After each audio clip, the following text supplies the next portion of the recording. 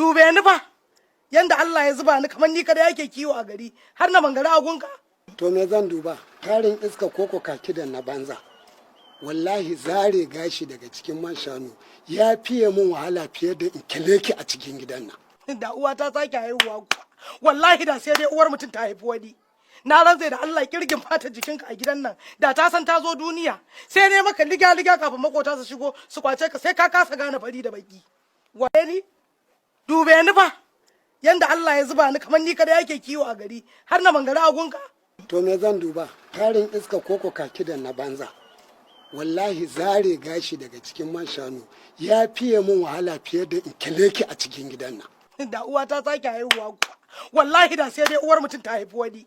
Na rantse da Allah kirgin fata jikinka a gidan nan, da ta san ta zo duniya, sai ne maka liga kafin makota su shigo su kwace ka sai ka kasa gane fari da baki.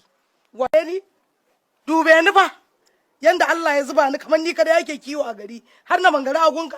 To me zan duba? Tarin iska koko kaki da na banza. Wallahi zare gashi daga cikin man shanu ya fiye mun wahala fiye da in ki a cikin gidan nan. Da uwa ta sake haihuwa kuwa, wallahi da sai dai uwar mutum ta haifi wani. Na rantse da Allah kirgin fata jikinka a gidan nan, da ta san ta zo duniya, sai ne maka liga kafin makota su shigo su kwace ka sai ka kasa gane fari da baki.